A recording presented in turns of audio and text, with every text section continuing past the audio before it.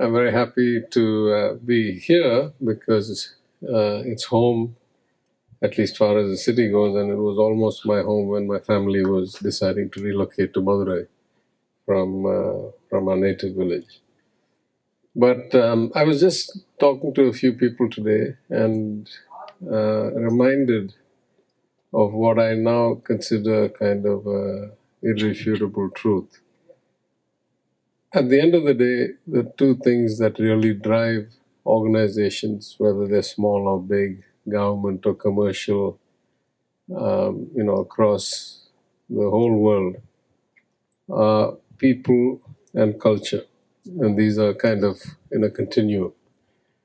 In a land like ours, where our legacy goes back thousands of years, it is the value system, the what we would call the panbadu, the nagarigam, the kalachara, that shapes us as we grow up in our families.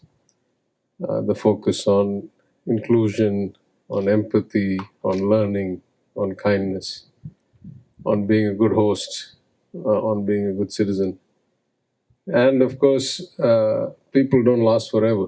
We all have a limitation. And it is the continuum that people put back into their children and their children's children and their institutions that keeps the culture going. And I first discovered this actually far away from home when I was in investment banking.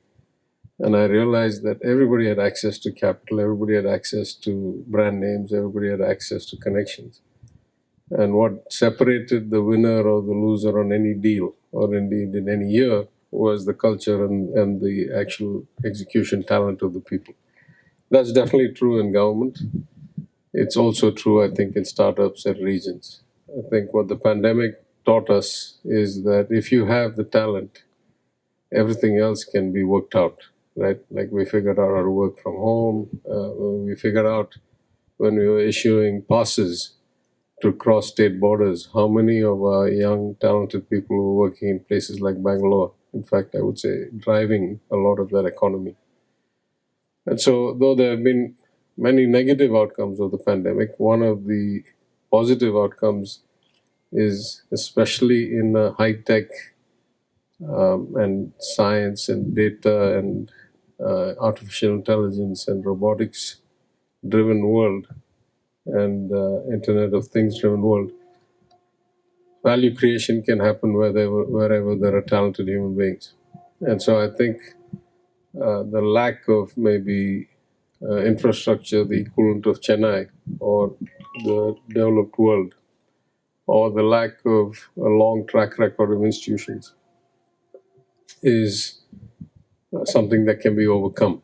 And innovation and the right kind of support from government, from friendly nations such as the UK and their investment missions, and from mentors and people who are from this region who have gone on to do great things in many parts of the world, who are eager to come back. I've met a few here in the last week, and in the next couple of days I'll probably meet a handful of people who are globally in finance, in tech, in the top 2 or 3 of large companies, who all came from Madurai or Tirunelveli or Kanyakumari or places like that, and want to put back into the system. So I think in the overall geopolitical and shift away from China environment, and as much as India will be a gainer, as has been the case since 1990, Tamil Nadu will be an outsized gainer compared to the Indian average, just because of this culture, this talent,